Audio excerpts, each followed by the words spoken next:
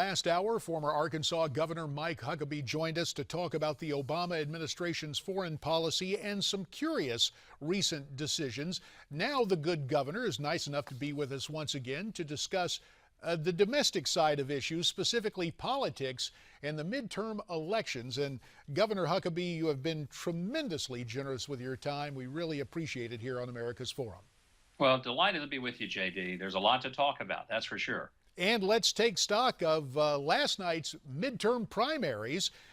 One state still owns the headlines. That would be Mississippi, as neither six-term Senator Thad Cochran nor his Tea Party challenger, State Senator Chris McDaniel, received the required 50% of the votes. It means they're headed for a runoff. Now, the headlines at Newsmax.com called this race nasty. Governor, you've been a pastor as well as a politician. There still is a runoff to come in Mississippi, but how will these sides be able to reconcile? How do you, for lack of a better term, preach a message of reconciliation in this heated environment? Well, I think people have to start focusing on the fact that there are bigger differences between all the Republicans in the tent and the Democrats than there are just among Republicans. And one thing I don't understand, it seems like that some in our party think that the way to expand the tent is to throw the people out who are already in there. I'm not sure that makes a whole lot of sense to me. I think we need more Republicans, not fewer. And if somebody agrees with me, whether it's 80, as Ronald Reagan used to say, 80% of the time, or in some cases 90%, they're still a heck of a lot closer to me than is Nancy Pelosi or Harry Reid. I just hope people will start putting the focus on, we've got to save the country. This isn't about some nuances among Republicans. That's all fine and good when we're in a time when everything is going well. It's not going well. Our economy's in the toilet. We're losing ground economically. We're losing ground on the world stage. Our opportunities for young people have never been more in blight.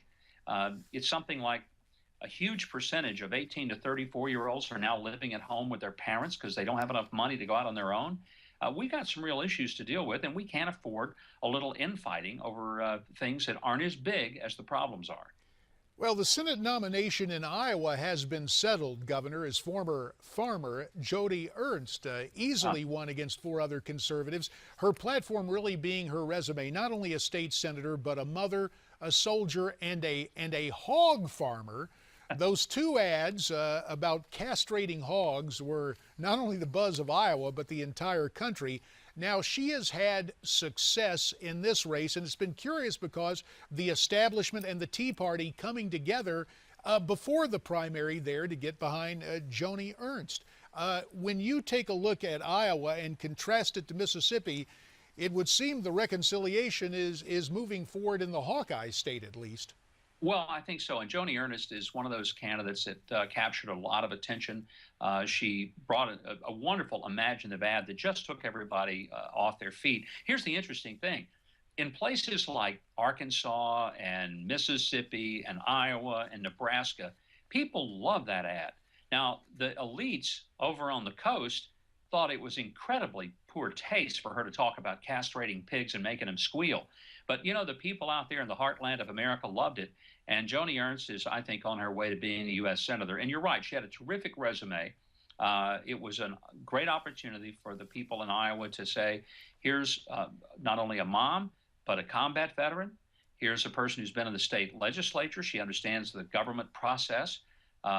You know, she's the whole package, and she's got a great personality. So even though there were several good candidates in that race, she clearly, I think, captured the imagination. The Mississippi race, I think, is one to keep an eye on, not because it's so much establishment versus Tea Party, but this is one where it's hometown versus, in some ways, the Washington special interest groups. I mean, think about this. The Club for Growth, Freedom Works, and the outside groups from D.C.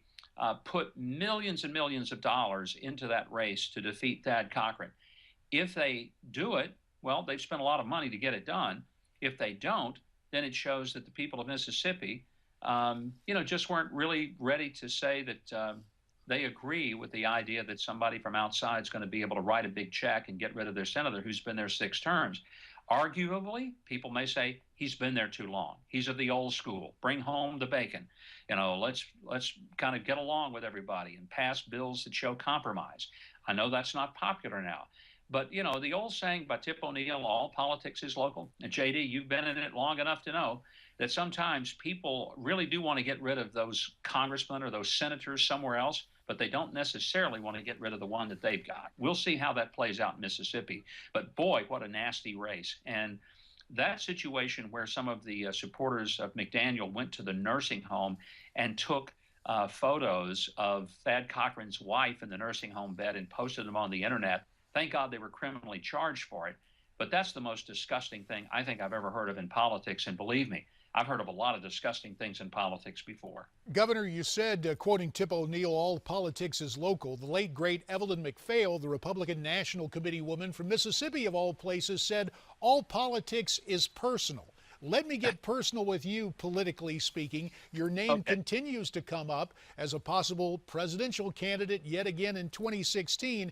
Now, this is what you said back in December to your colleagues at Fox News. Let's take a listen. I've tried to be honest in all of my evaluations, not only back in 2011, but even now. So when people ask me, are you open to the possibilities? The honest answer is yes. Does that mean I'm running?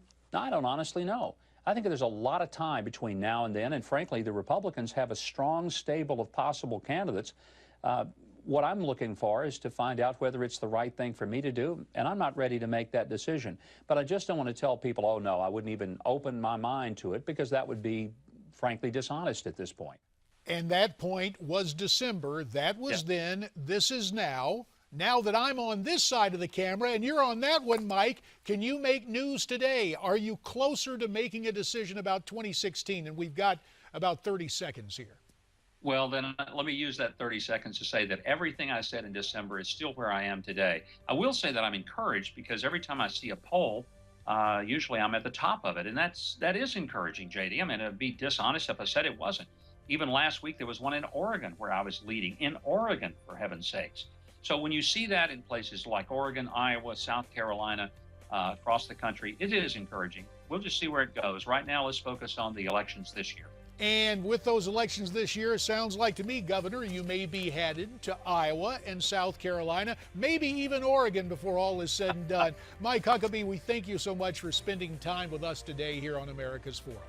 Thank you, JD. All right, you heard from the good governor. What do you think of his presidential prospects? Why don't you tweet us your comments at Newsmax TV?